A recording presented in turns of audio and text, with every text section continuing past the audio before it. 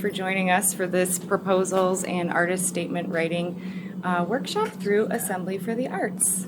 So I'm Meg Matko. I am the Director of Community Relationships at Assembly for the Arts. I'm also an interdisciplinary artist working in sculpture and performance-based work.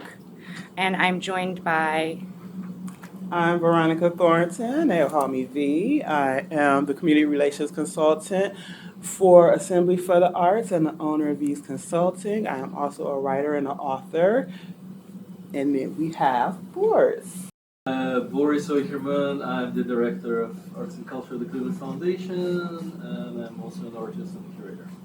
You know about Assembly for the Arts, but just to go over kind of what our organization is and does, we're the local arts council in Cleveland, Ohio, and Cuyahoga County. We work to convene, coordinate, and collaborate with everyone in Cuyahoga County to build a stronger and more equitable arts and culture community in the region. So we work through support, strengthening and supporting arts and culture through resources and direct funding. We build and support inclusion and equity, which is super important, and grow resources, and recognize the arts as essential to our lives and communities. So the challenge and sort of purpose for today's workshop. I get overwhelmed when I try to complete an application for funding. My applications keep getting rejected. I don't even know where to start when I want to apply for a grant or residency, etc. That is the challenge that we're faced with, that we're trying to address today. Who in this room has said any one of those phrases or heard it from another artist? Yeah, and those are actual quotes from people that we have heard in the community many times. So in today's workshop, we're really going to be going over how to define your creative self and your ideas in a way that's appealing and understandable. So those are two major components of really any application for any kind of artist opportunity, whether that's a grant, a residency, etc. We'll go over some different types. And here's what we're going to review today. So application types, getting organized, how to get yourself together to actually submit an application and some tips for that. Connecting with funders. We'll hear from Boris. Boris is going to give us a little information about what funders are looking for and some questions that we can ask how to connect with them. Creating your best proposal. So V is going to walk us through a really thorough section on how to write a proposal or a project description for an application. Demystifying artist statements. So I'm going to walk through a section about how we are going to write an artist statement and some ideas around that. Your creative idea matters. So that's talking about sort of persuasive writing and relevance. And then we're going to do a writing exercise at the end. Keep in mind a project or idea you have or you're dreaming about. So that way we can, work on our exercise later on. 4 different kinds of applications that artists would potentially apply for. There's probably more, but these are the basic ideas. So grants, that's a pretty obvious one. Awards, which are a little different than a grant. So that is something that maybe you're not showing your qualifications or in that way, it's more of and you're not reporting on it. It's more of so the Ohio Arts Council has an Artistic Excellence Award, which is just a merit Cleveland Arts Prize. Those are awards. Residencies, there's a lot of different kinds of residencies for visual artists, for performing artists. That's really a time when you can go to somewhere, sometimes it's secluded, and really work on your artistic practice. It's supposed to be a special time for artists. And then RFQ and RFP, those are often things that we see coming from the city or the county. They're looking to hire an artist for some project or some kind of public work. Is there something that all of these different types of applications have in common? Yes, there is. So all require a who and a what. So the who is really going to be your artist statement, your statement about yourself and description of your creative practice. And then a what is going to be your proposal or your project description for the application. We have some hot tips here. Please read through the instructions and guidelines before you get started. This is imperative with any process. You don't want to miss a step. Identify what the funder is looking for. So each type of opportunity that you apply for has sort of an overall goal or theme. So it's really important to look at the application and kind of break it down and see what exactly are they asking for. Is it, something that's community-based? Is it they're just looking for someone to showcase their artistic abilities? Really look, and this is specific to funders, other types of opportunities, there's always going to be a sort of an underlying goal with that application. So make sure you kind of identify that. We suggest you read all the application questions if you can. Many times they're laid out in the form, so you can read through them. And then I always do this when I'm applying for anything. Save the application questions in another document. So it depends on the platform. Sometimes you can pull the application out of the platform and you can read the questions that way, copy and paste them into a Word document or a Google document, any kind of, put them in the notes in your phone. Just put them somewhere else so you can easily read them later as opposed to having to go into the platform, whatever online platform it is, and start working that way. I find it to be a lot easier. And then there's this lovely reminder at the end here. Right. The applications are read by real people still. We are not using AI yet. Most funders are reading them themselves. Another part of getting organized and kind of preparing to submit to anything is to really simplify. When you go back, like V said, to read some of those questions, sometimes one question is asking about 3 questions. So it's important when you're reading to really break it down, read it. Are they asking me multiple things? Can I pull out something here, in simpler terms for myself to understand it? That is really a huge part of being successful in applying for something.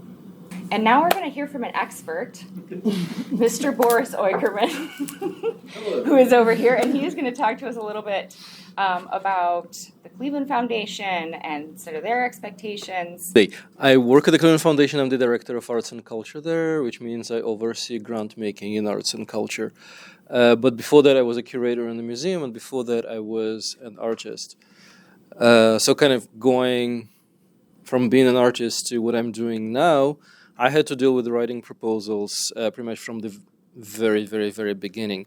I started my career as an artist pretty late age, and the way I figured I can start without knowing anyone or having education in the arts is by doing residencies.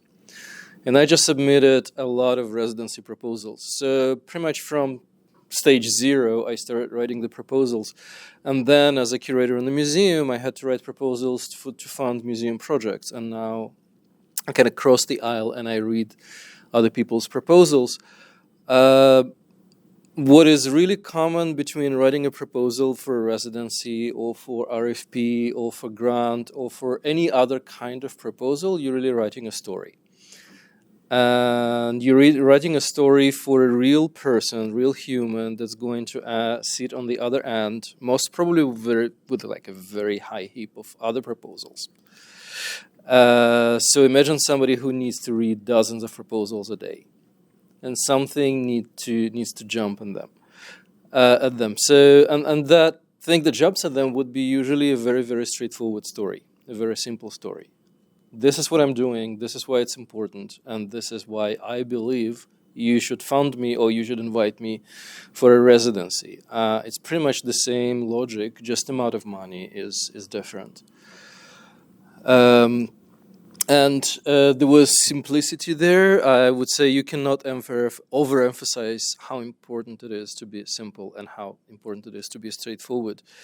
When I was a curator, you wouldn't believe how many proposals and artist statements I got that I would read through them several times and I couldn't understand what the person is physically doing. Is it painting? Is it sculpture? Is it performance?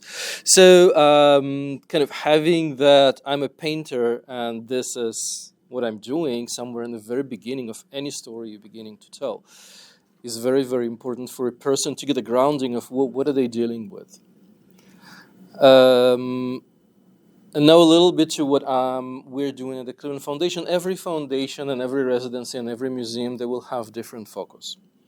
That will be defined by many, many different things. Sometimes historical function of an institution, sometimes some sort of strategic plan, sometimes preferences of a person who is running the program. Most of the times it's going to be overlap of all of these things. Cleveland Foundation historically supports institutions. So we don't do grants directly to the artists. But we might give grants to institutions that support artists, for example. Or we might give a grant to an artist who wants to establish an institution or an organization or a nonprofit. And this happens all the time. So with the Cleveland Foundation, let's say with any foundation really, and with any residency, you need to seek this overlap between what you're trying to do, what you want to do in your art, and what they prefer or what they like doing. And if that overlap exists, then you can try and kind of get in there and write a proposal or call up and talk to the program director. If there is no overlap, there's no reason to spend anyone's energy. And this is because we are a community foundation, because we're local, we only work with local organizations. I encourage people to reach out to me and ask me questions before they submit anything. We don't want anyone to to invest time in the proposal and then not get anywhere. So, for example, if you're a painter and you need a grant to create a body of work, I would most probably tell you, not really, that's not us. That's maybe Cuyahoga Arts Council, that's maybe some other place, but not us. But if you're a painter and you want to, I'm making this up, establish a school of painting, and you have a good reason to establish it in a certain place for a certain community, then we'll be interested. And then we'll have a coffee and have a conversation. What is it exactly trying to do? Why? Who does it serve? Why it's important? And then you will submit. I'm also asking people to send me drafts. So people will send me drafts by email and I will read them, respond to them. So when the proposal is actually submitted, I know what's coming in. And then we can pretty much respond in real time. Some other important things when working with maybe grants specifically. As I said, we don't work with artists, but artists who want to establish something can approach us and ask for support. And then, for example, you could come to the assembly and ask them to be a fiscal sponsor, which means we can only give grants to registered nonprofit, what they call 501c3. If you still don't have that status, you can ask the Assembly for the Arts to be your representative 501c3. And what you need to understand that the Assembly for the Arts will be fiscally responsible for the money that we will give you. So that is your relationship with the Assembly for the Arts or with any other fiscal sponsor that you will work with. So it's not, the fiscal sponsor is not just kind of a pipeline to get the money through. It's actually their head on the line in terms of accounting and reporting and IRS and everything. So it's very important when you approach a fiscal sponsor to understand that and to have a very open conversation with them. What do you need the money for? How are you going to use it? And to establish relationship and rules about how you're going to access that money. And you will be surprised how hard people work at the foundation to get to the yes. I know that mostly the relationships with foundations are very frustrating. You will apply, you receive negative response, you have no idea what happened. On the other end, there will be somebody who actually will really want you to want to give you the money.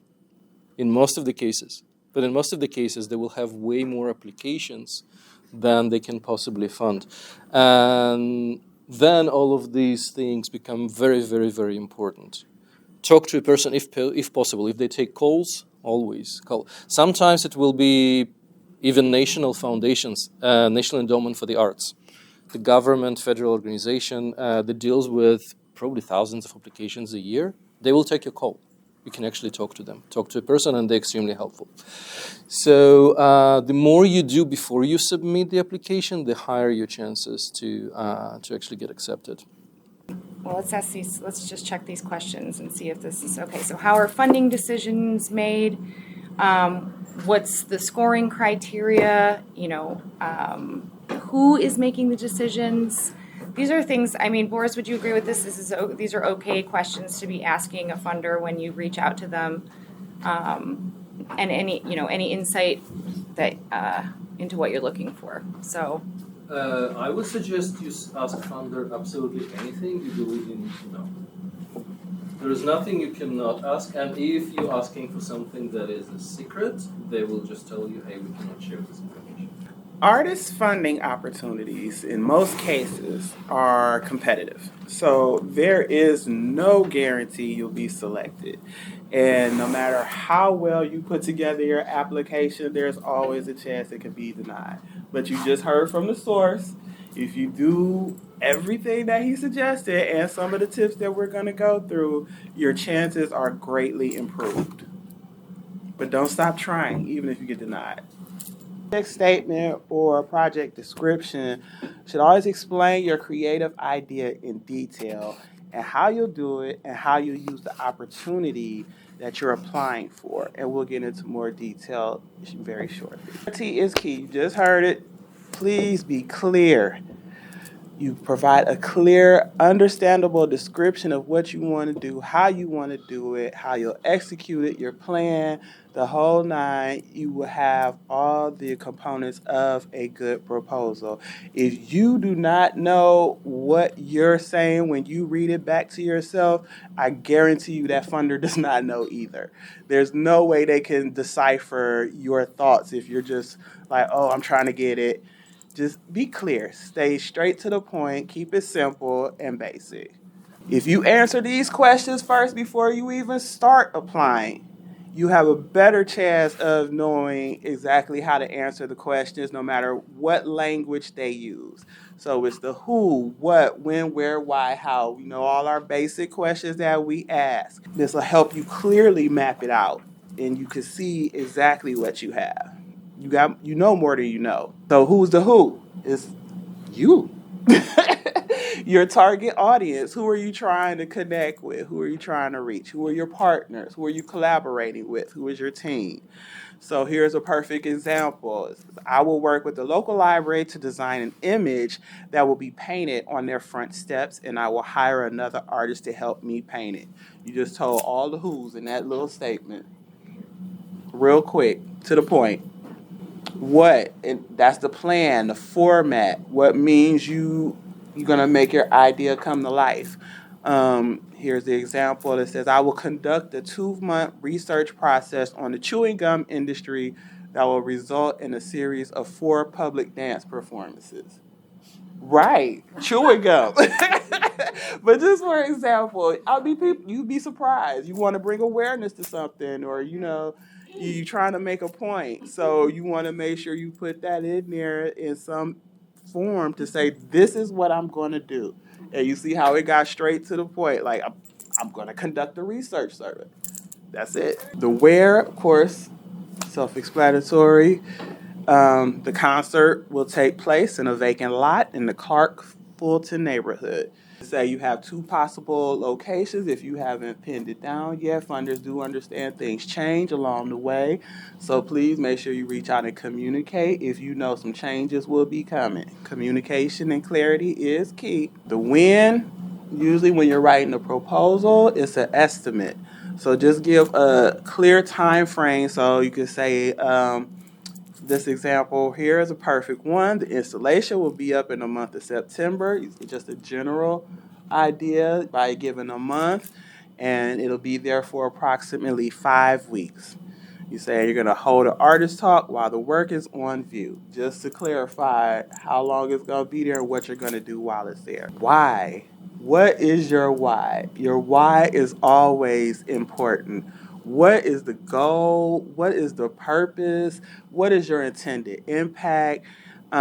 Just can't express enough. Be clear and keep it simple. People like to get into what they think the funder is asking sometimes because they see multiple questions within one question. Stay focused on what the question is asking. They're asking you exactly what they want to know. Nothing else. There's nothing to read between the lines. They read hundreds of proposals. They don't have time for inferences. Get straight to the point. Why? What is your why? You should know your why going in. And the how, just the mechanics, the budget, the timeline, what are the roles and responsibilities, what you need to pull it off. A perfect example here says, I will hold 3 conversations with the community to talk about and design the mural that would go up in the neighborhood and use paint that was donated to me by John's Paint Shop. Now, you just broke down all of that real quick. Only thing you haven't provided yet is the budget and the timeline. So, is the proposal the same as an LOI? No, it's not. It's not. A proposal is different than an LOI, letter of intent, which is called an LOI, usually abbreviated. It just expresses your interest. So you'll see sometimes when they have these calls for proposals, it may come out as a letter of intent. Can you submit a letter of intent? What do you plan on doing? What would you like to do? What is your intention? A proposal is different in the aspect that you're going to describe what you're going to do for a proposed project or initiative. And just because you submitted a letter of intent does not mean you have made it straight to the application and the submittal process. So people stop right there like, oh, I submitted a letter of intent. No, follow up. Make sure it was accepted. Talk to your funder. Always talk to the funder. Communication, communication, communication. Are you saying what they saying? You know, in certain regions, we talk differently. So you got Coke versus pop versus soda. If you go somewhere and you say, can I get a soda? In some places, they'll be like, oh, where you from? Because you're not talking the same language. So make sure you read through their website, talk to your funder again. Hear what they're saying. The way you see maybe you're addressing trauma, they may have worded it a little differently, but they're still saying, are you addressing trauma? It may be say something like, what do you want to bring social awareness to? So the language may change. Look through their website, see what else they funded. Make sure you're speaking the same language. Get on the same page because you don't want to be talking about pop and they saying Coke. And then we have some tips for your budget and your timeline.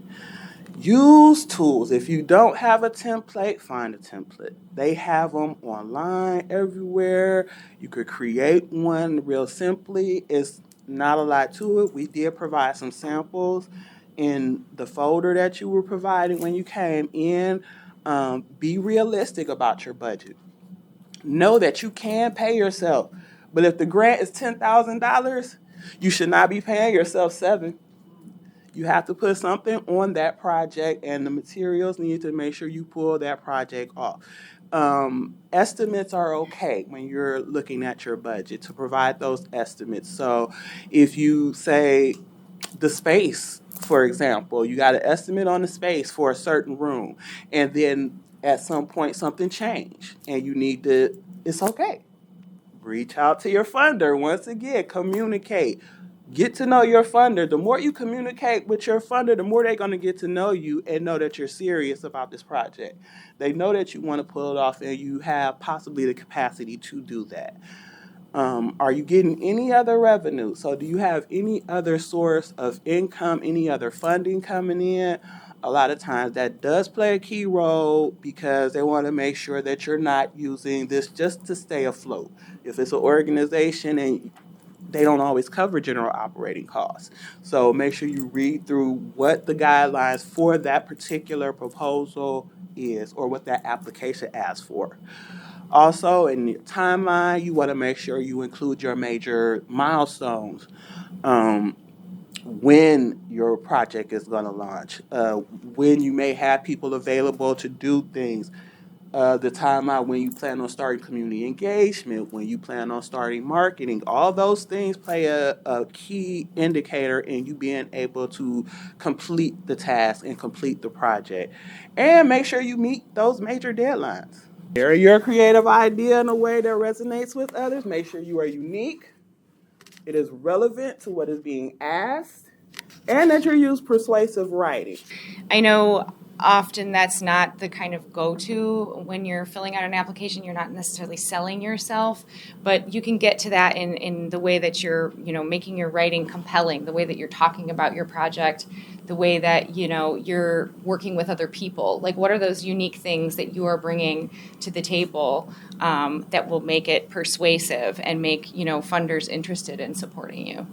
And I'm talking just specifically about grants here, too. We're talking a lot about funders and a lot about grants, but there's all kinds of other opportunities, too, like we were mentioning. So those things like residencies or, even something like the Arts Leadership Residency that Assembly offered, that was a professional development series for artists. So things like that. All of these things apply to that. I'm going to talk about artist statements right now for the purposes of this.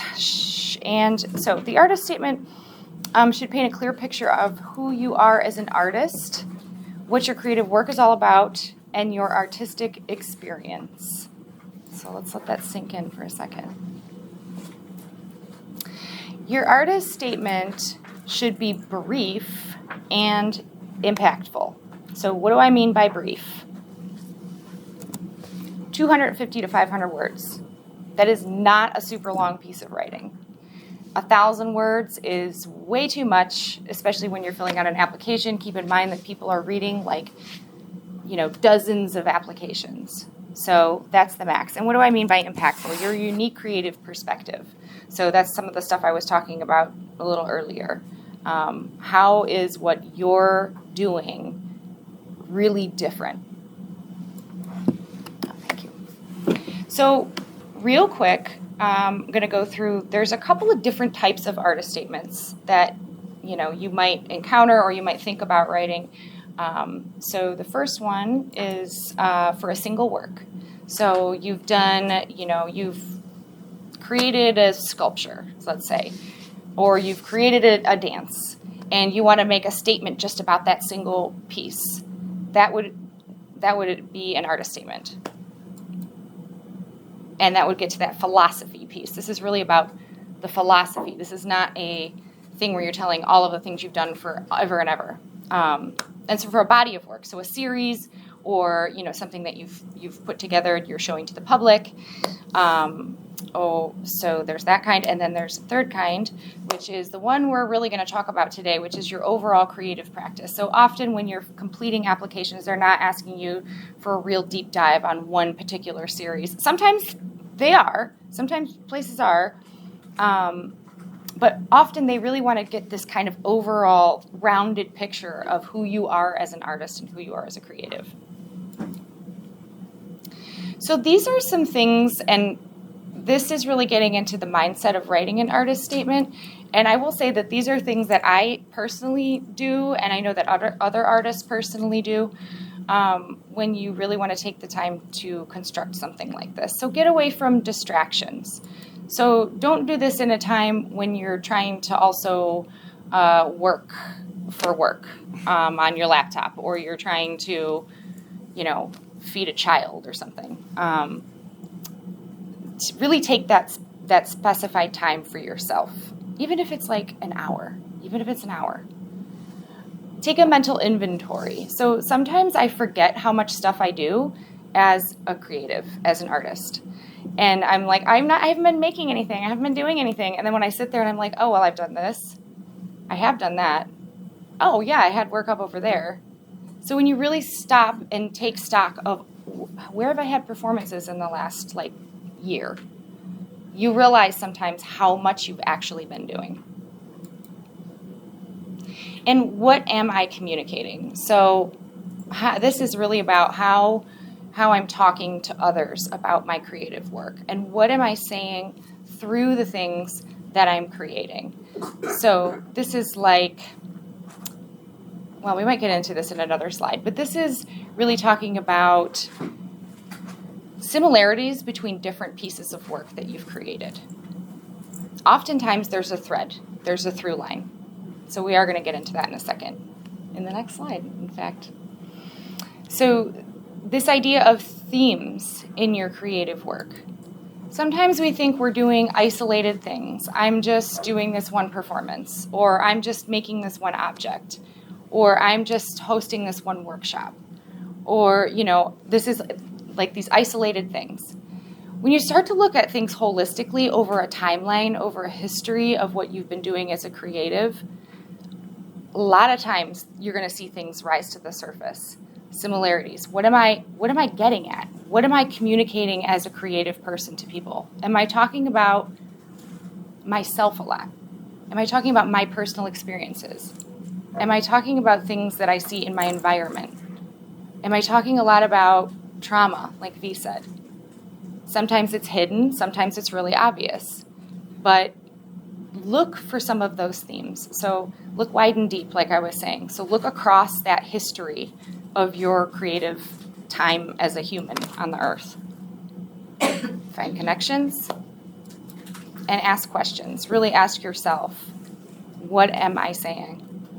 What is my work saying? How is it saying what it's saying? And this is really talking about vulnerability. So talking about your creative work openly, and I think this is why a lot of times people really struggle with writing an artist statement, is because it takes vulnerability. It is really scary to go in front of a bunch of people or a funder or a host, a jury or whoever, even if it's in your writing, and talk really plainly about what you're doing. Because oftentimes what we're doing as creatives is really personal. It's really personal. And when you're saying it, you're saying this super personal thing to someone, and you're setting yourself up for someone to tell you no or that's wrong. It's very scary. But the more you do it, the more comfortable you become with that practice of vulnerability. And just, Veronica looks like she wants to say something. It's hard to be vulnerable. I am not comfortable in my vulnerability sometimes, and as a writer, I suck at trying to write my own artist statement, even still to this day. The first time my book came out, it took me at least a year to figure out what it was I wanted to convey to people about what I was trying to say. It took a while. And it took getting feedback from other people to really understand, like, I was just venting. So I wasn't looking. And as an artist, you just get to doing. You know what I'm saying? You don't know what you're putting out there because it's coming from a deep place.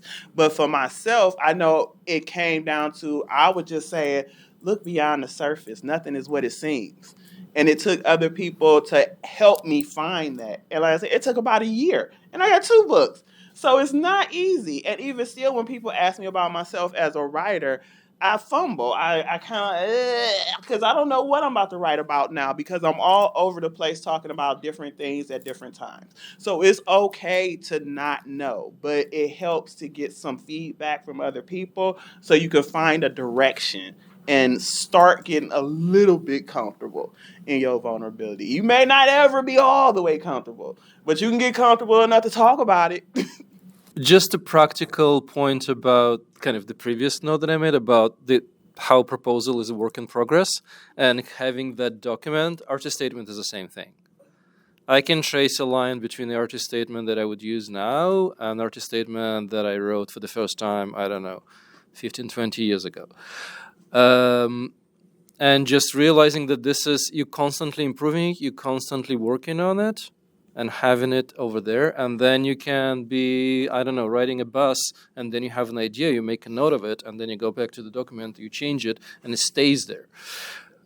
So having this as a work in progress, but also another point that I found important, there is a connection between the artist statement and the proposal that you're going to write and the job application that you're going to write with the letter of intent or whatever that's going to be.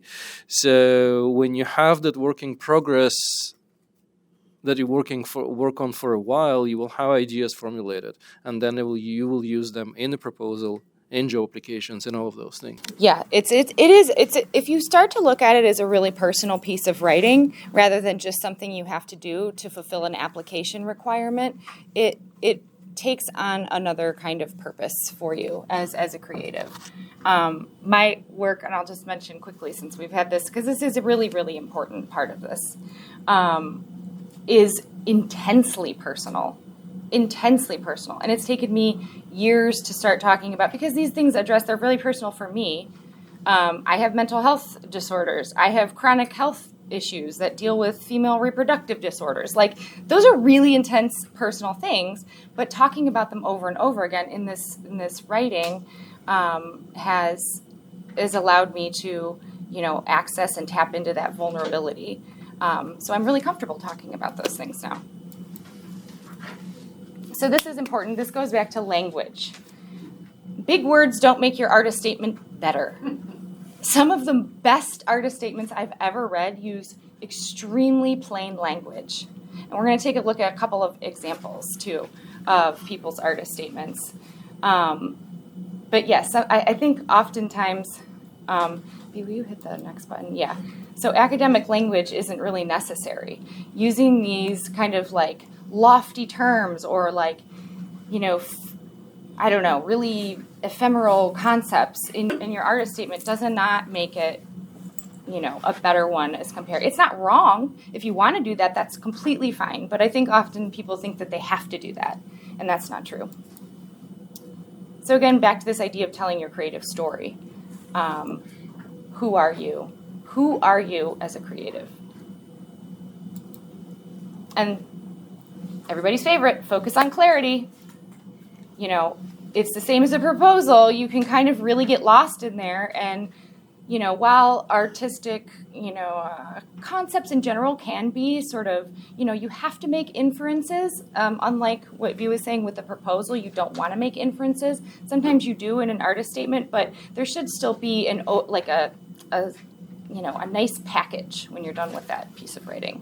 Don't go down the rabbit hole. It's very easy to do. So here are two samples of artist statements, and I'm just going to take a minute and let folks read these. I can read a little excerpt out loud. They're a little bit long, so I'm just going to take like 1 minute and let you all read that.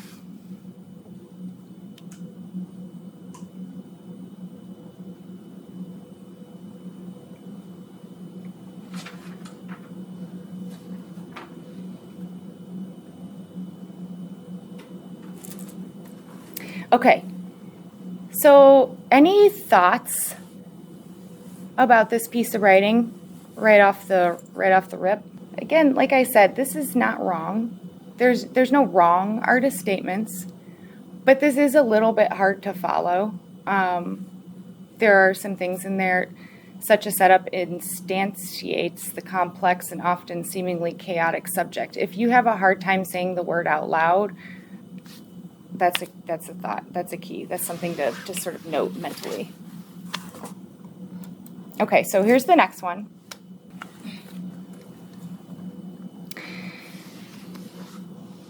Okay. What's that? No. Okay, any thoughts about this one? Oh, it's much more personal and descriptive. Yes, it is. And it's kind of clear. Mm-hmm. You know what this person is, you know what their medium is. They're a painter. That you know the techniques that they use. The previous one, I was unsure about what their medium was or what they were creating. I only saw some guidelines specifying in which person you want to write the description once. I see it a lot as a writer. As a writer, I see it come up a lot. It says you want to write your artist statement. They want it in third person. Just like when I'm writing my bio, they want it in third person. It just depends on the opportunity and what they're asking for. Just make sure you read those guidelines because that's what's going to tell you how to format it. This is a question that I have gotten before. Is an artist statement a biography? It isn't. That's the short answer is no, it's not. Artist statements about your creative philosophy.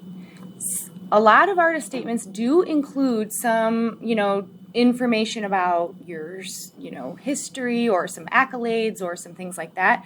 But the artist statement really isn't a place where you're going to give a full dissertation about, everything you've done in your career. It's that succinct philosophy statement and what you're talking about, what you're communicating. So if you are going to include some of those artistic experiences, though, in your artist statement, often it's just a couple of sentences. These are some of the things that you might want to include. You know, where you went to school, any training, any degrees you've gotten, certifications, things like that. Or if you didn't go to school. A lot of times I see, you know, I'm self-taught. I didn't go to art school.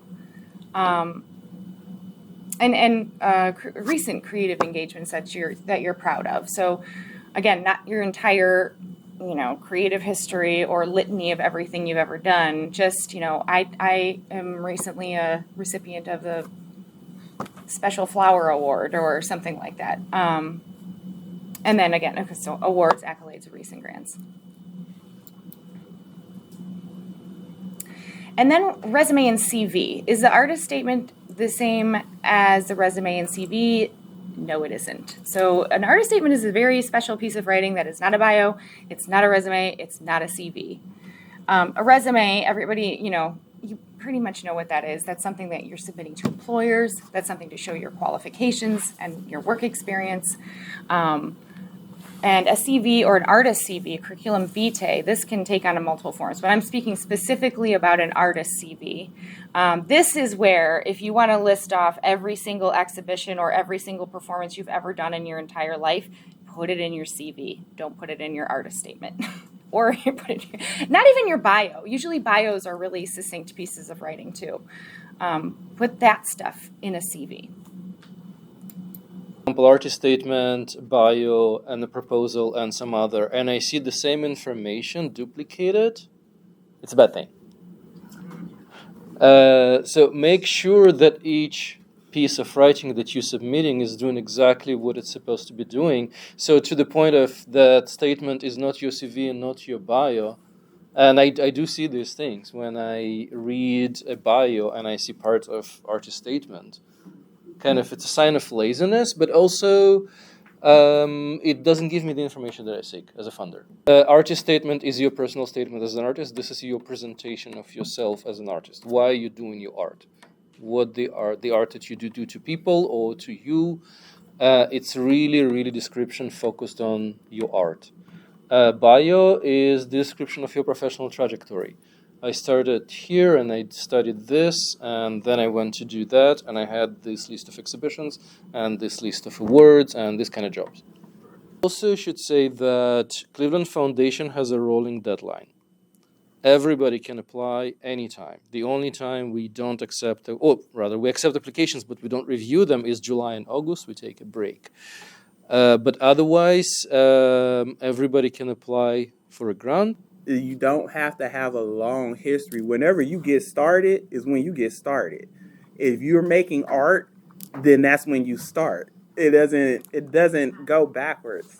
You have examples of that is better than saying I just did it. No, where is the proof? So if you have proof you've been making it, that's your credential. All right, so let's get into the writing exercise.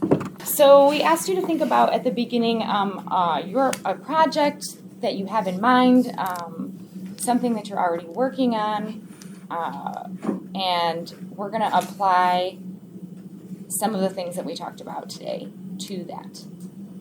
So we're looking at just for 2 sentences of an artist statement and of a proposal. The handout, again, that you have has a ton of questions on it for each one of those things. So answering some of those questions might help you get started and prompt you. You can also, if you don't have something, you can also just make up an idea. Like, you don't have to have something that you're in the works on or that you know, whatever. Or it could be something you have done. This is just a sample. Back to your project creative idea from earlier. So write 2 sentences of an artist statement and 2 sentences of your proposal for an imaginary application. Use the handout with all of those questions to help guide you. Anybody want to share? Ask for some feedback? I started painting during the COVID using watercolor on recycled paper, white paper, and acrylic on behind the doors of the house. The works involve earth's elements and abstract images, vivid colors, and a combination of patterns. We know exactly what he was doing. Like, we know exactly what his medium was, what he was, what he's working with. frustrated or whatever, yeah. So, you made it relatable. Yeah. It's a good question, Irma, and that's a really good point. Is that something that you think is relevant or needed in an artist statement? Should we know, your age or your heritage? Do those things? And I'm just sort of asking hypothetically. Do those sort of things, belong in an artist statement? Femininity and being a female. So in my case, it would be important to know that I'm, a woman in my artist statement. So let's do the proposal section. Anybody want to share their brief proposal?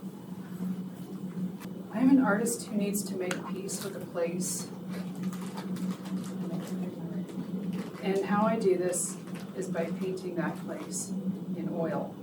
I will use original photo references of 2 places in Louisiana to smooth the rough edges of my relationship with that state. Your handout, there are some samples of the different ways that those questions are asked, in some applications. So that way you can see there's different ways that they'll ask. None of them will sound the same. I'm going to just tell you that now. They're not going to sound the same. They're going to vary from every funder. Boris talked about the Cleveland Foundation, but right now there's also the Joyce Foundation has their request for proposals out right now. And in September 20th, I think, is their deadline. And they ask questions just a little bit different from how the Cleveland Foundation. So when we talk about that language, look at the language and what they're saying as well. And that's why it's important to have all that already. So going in like, okay, what are they saying? They said it like this. Okay, but this is my house. So I know I can tell them how I want to do it. You know what I'm saying? When they say, well, what is the impact going to be? What is your goal? And you could go right to your question and say, okay, wait a minute. What did I say I was going to do and why? That should be there. Thank you, everybody. This has been a really wonderful discussion with all of you. We appreciate you coming tonight. And there's a contact info for our community team. Deidre McPherson is over here, and V and myself. So, yes, please reach out to us at any time, and thanks for coming.